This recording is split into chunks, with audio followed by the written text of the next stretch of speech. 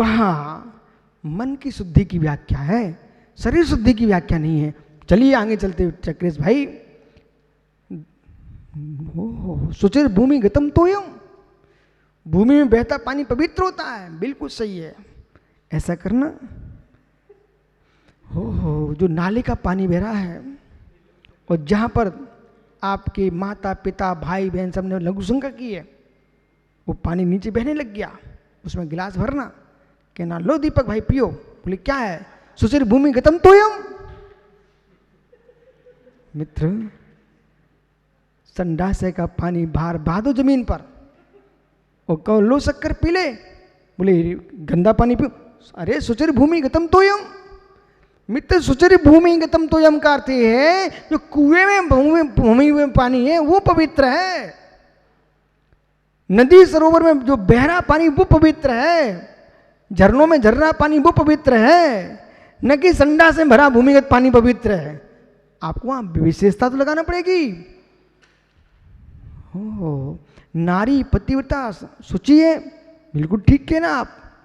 लेकिन मित्र, जो 4-5 दिन की अशुद्धि में बैठी स्त्री है, पतिव्रता है, फिर तो वो महाराजों के चौके में पहुंच जाएगी, श्री जी के दर्शन करने पहुंच जाएगी। अरे उसको तो पति के दर्शन करने की मना है, भगवान को दर्शन क्या करेगी? अशुद्ध अवस्था में बड़ी पापड़ भी देख ले तो खराब हो जाते हैं बेटा। अशुद्ध अवस्था में महिलाओं को दूध वगैरह का भी पान नहीं करना चाहिए। शक्ति तो उपवास करे, अन्यथा नीरस भोजन करे, एकांत में शून्य स्थान पर जाके बैठे। बोले नारी पतिव्रता। अरे पतिव्रता है, पवित्र है, वो व्यभिचारी नहीं है इसलिए पवित्र है। लेकिन जो स्त्री धर्मजन्य अपवित्रता है उसका पालन उसको करना पड़ेगा। ऐसा नहीं है सुब्रत सागर, ये चक्रेश महात्मा जी के शुद्ध भोजन करना था, वो पतिव्रता नारी भोजन बनाने चली गई। मित्र उसको लघुशंका लगी, लघुशंका करके आ गई, सोच कर उन्हीं कपड़ों से भिरभिरा दिया। बोले क्या हुआ? बोले पतिव्रता नारी पवित्र होती है, अपेक्षा लगाई। बराबर भैया, बराबर भैया। धर्म परो राजा शुचि, धर्म शिफ्ट राजा पवित्र है। अरे धर्म से परे राजा पवित्र है, उसकी पवित्रता का मतलब ये नहीं है कि राजा कुछ भी कर डाले। इसलिए नई योगान सर्वथा। बोलो चक्रेश, सब चक्रेश भाई बोल बेटा, नई योगान ने सर्वथा।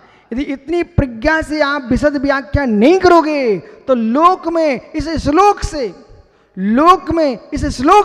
लोग अनर्थ कर देंगे। जबकि श्लोक की व्याख्या पवित्र है, पर आप में कहां लगा दिया सुचिर भूमि गतम तोयम। ओहो, बैठ जा भैया, क्षमा करना। ओहो, बराबर है ना? आपने जो अर्थ किया वो बराबर है ना? मित्र, हमने समझाया वो बराबर नहीं है क्या? बराबर है। समझे सागर जी, ऐसे प्रज्ञा का प्रयोग करना पड़ेगा, अन्यथा मालूम ये हो जाएगा ठीक है, फिर आपको पकड़ लेगा वो सामने वाला। बोले आपने ही कहा है सुचिर भूमि गतम तोयम। हो ऋषभ, भिंड की गोरी का पानी पिला दोगे तुम तो, नाले का, तालाब जहां पूरे नाले मिले हुए हैं, हो तालाबों का पानी पिला दोगे। किसका? बोले सुचिरी भूमि गतम तोयम। नहीं मित्र, ये भी देखना पड़ेगा कि बगल में संडासा लगा हुआ है, वो पानी सुचिर नहीं है। बराबर।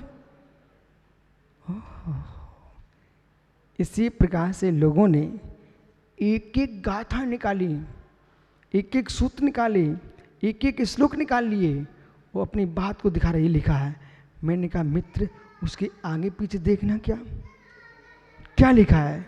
याद है आपको गोमटेश का? एक महात्मा जी प्रदीप भैया दीपक योग की व्याख्या कर रहे थे, उस समय सार खोल के बैठ गए। हमने दिखाओ जरा क्या है। विषय कहीं जा रहा था, व्याख्यान कहीं जा रहा था। हम मित्र ये वृद्ध यति आचरण विराजे हैं, ऐसा मत करो आप। जो आप कह रहे हो वो घटित होता नहीं है। किसी पक्ष के विरोध में सुपक्ष का विरोध मत कर बैठना, ये ध्यान रखना चाहिए सबसे पहले। किसी पक्ष के विरोध में सुपक्ष का विरोध न हो जाए, इस बात का वक्ता को विशेष ध्यान रखना चाहिए, अन्यथा मित्र अनर्थ हो जाएगा। मौन श्रेष्ठ है, यानी मौन श्रेष्ठ है। वचन बोलो तो उतनी बोलना जो मात्र प्रवचन हो। और मैं मात्र प्रवचन अरहंत के वचन अनुसारी बात को ही प्रवचन मानता हूँ, शेष वचनों को मैं प्रवचन नहीं मानता हूँ। 16 कांड भावनाओं में तीर्थंकर करने वाले प्रवचन मित्र दुनिया के वचन नहीं है, भी अरहत वचन ही प्रवचन है। बराबर। अब चलो गाथाकार क्या कह रहे हैं। इस गाथा में इतना गहरा विषय है, इतना गहरा विषय है कि आपको सोचने के लिए, वैसे पढ़ोगे ना तो आपको सबसे सुखी गाथा दिखेगी। लवकुश कहाँ गए ज्ञानी लोग। बालक कार्तिकेय बेटा 5वां अध्याय तत्वासूत का जिस दिन वाचन होता है विद्वानों के द्वारा, उस दिन वो लोग उठ के चले जाते हैं, जबकि सबसे गहरा तत्व का निर्णय करने वाला 5वां अध्याय है। ऐसे ही पंचाशती गाय में ये 5वें अध्याय में इस गाथा के 2 सूत्र बनाए स्वतंत्र। समझ रहे ना। सत्ता स्वप्यथा अत्र अस्तित्व स्वरूपम उक्तम। अब यहां पर अस्तित्व के स्वरूप को कहते हैं। सबसे कठिन विषय पढ़िया आस्तिक के गुण। आस्तिक गुण सबसे कठिन गुण है। प्रशम संवेग अनुकंपा, ये तो मिथ्या दृष्टियों को भी दिखाई देती है, लेकिन जिनागम अनंतानंदी कसाय के साथ की कसाय के उपशमन को प्रशम नहीं कहता। हगम अनंतानंदी कसाय से युक्त प्राणी की दया को ज्ञानियों अनुकंपा नहीं कहता।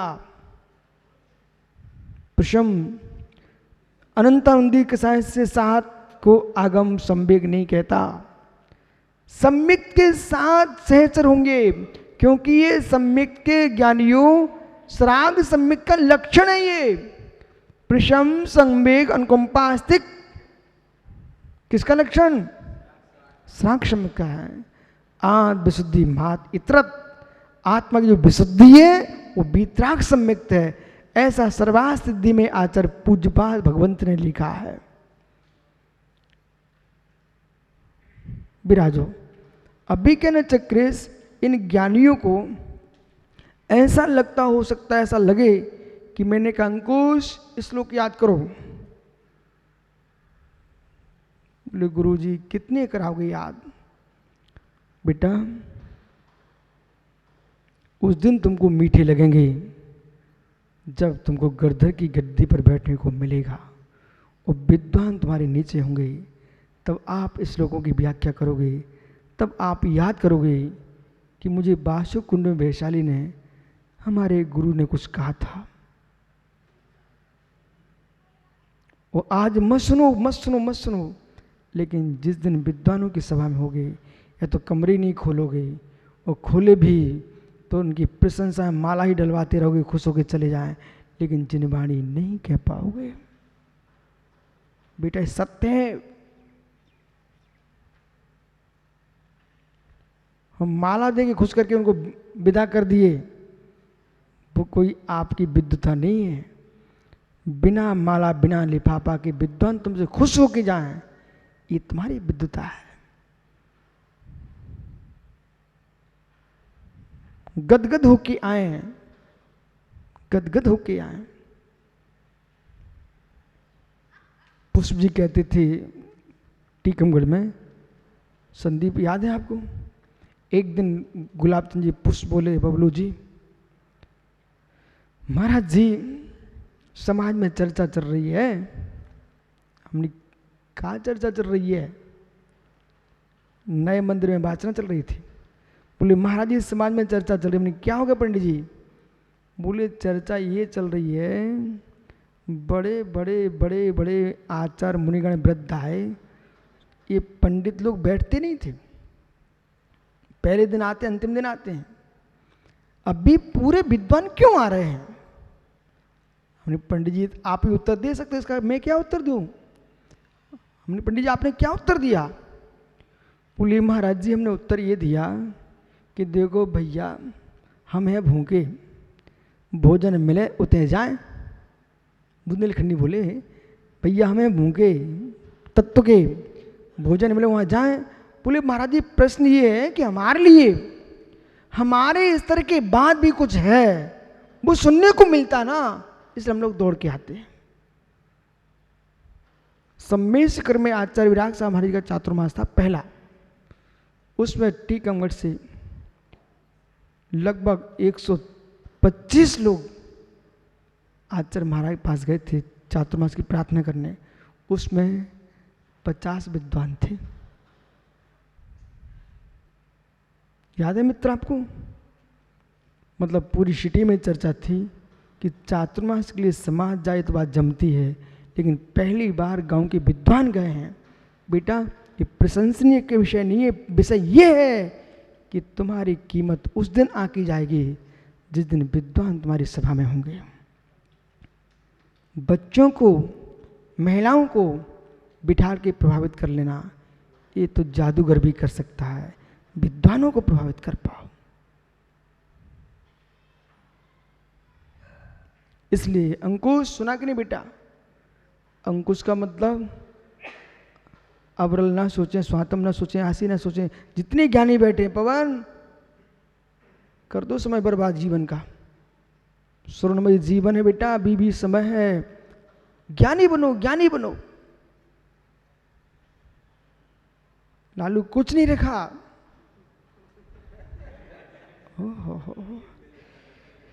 आइए,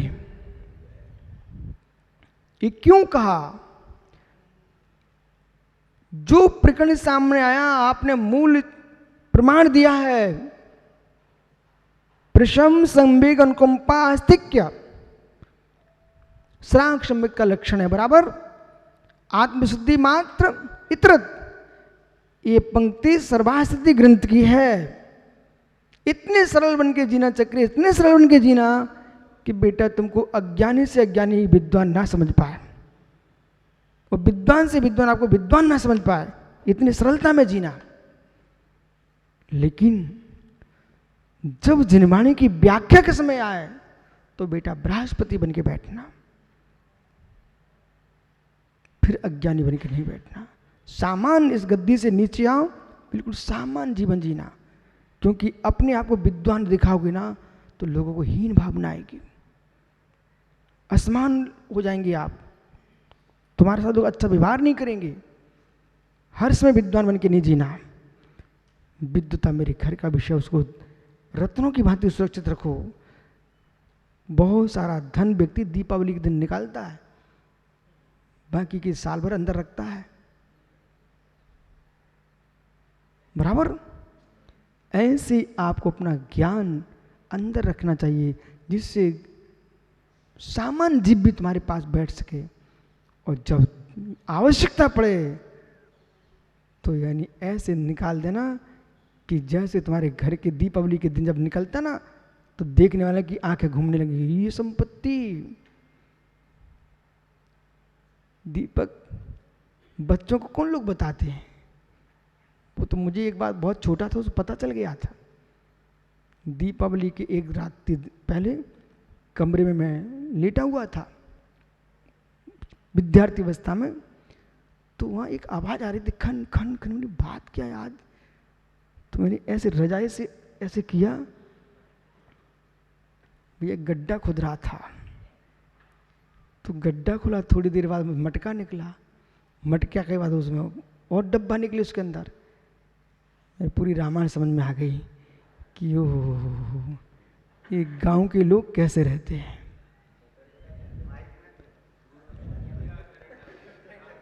हे मित्र, पन्ना है ना अपना, पन्ना ब्रजपुर, आचार्य विराग साहब महाराज विराजमान थे वहाँ पर। एक विद्यालय की चर्चा चल रही थी, तो एक दादाजी बैठे हुए पर, तो गांव के लोगों ने आचार्य श्री से कहा, महाराज जी ये दादाजी है ना, ये दान दे देंगे तो अपना विद्यालय पूरा अच्छा चलेगा। अब बड़े महाराज जी को क्या मालूम, उन्होंने कहा दादाजी हाँ आप विचार कर लेना। उस जमाने में कोई ना बोल दिया, भैया दादा 5,000 दे देना, तो बड़े महाराज जी भी चेहरा देख रहे दादा का, बोले कैसे 5,000 देना भी मुश्किल दिख रहा है। पूरी धोती उसकी थी दादा की, काली कलूटी रखी थी, तेल से भरी हुई रखी थी। जैसे सब काम समाप्त हो गया कार्यक्रम, इसके बाद तुरंत ही गांव के मुखिया आए, महाराज जी आप ठगा गए। बोले क्यों? बोले जिस व्यक्ति से आपने 5,000 रुपये में आशीर्वाद दे दिया, वो करोड़ भी देता तो कम थे। बोले बड़े महाराज बोले कैसी बात कर रहे हैं आप? बोले स्वामी ये ऐसे नहीं रहेगा तो चोर उठा ले जाएंगे इसको। बोले मतलब? बोले मतलब ये है कि शासन की मशीनें आई कि दादाजी घर में घुसी रही और इनके हीरे की परीक्षा नहीं कर पाए, इतना चतुर जीव है, उन्होंने इस प्रकार से हीरे जमा के रखे कि मशीनें नहीं पकड़ पाए। मालूम? अब सर्वा सागर क्या सोच रहे? बोले दादा का नाम बता दो। मित्र अब बेदाऊ दादा ऊपर बैठे होंगे कहीं, आइए। तो मतलब समझना, इतने सरल जीवन जियो, बोला इतना सरल जीवन जियो कि लोग आपको सामान भी देखें, जब आवश्यकता पड़े तो मित्र अपने हीरे निकाल के रखते हैं ना। इसलिए ज्ञान विज्ञान भी प्रदर्शन का विषय ना बने, मात्र गाथा का अर्थ कर लो, फिर अपन कल चर्चा करते हैं। लेकिन गाथा का सामान्य अर्थ कर रहे हैं, विशेष आगे व्याख्या करेंगे। पूरी भूमिका मैंने इसलिए बनाई है, इस गाथा के रहस्यों में आप प्रवेश करो। सत्ता सौप्यथा, सत्ता सौप्यथा, संपूर्ण पदार्थ जो सत्ता है एक रूप है, एक रूप है, ये मां सत्ता है। सविश्वरूपा जो कि विश्व रूप है, नाना रूप है, जगत की संपूर्ण पर्याय। ओहो ज्ञानी, जिसे तुम जड़ कह रहे हो वो भी जीव की पर्याय है।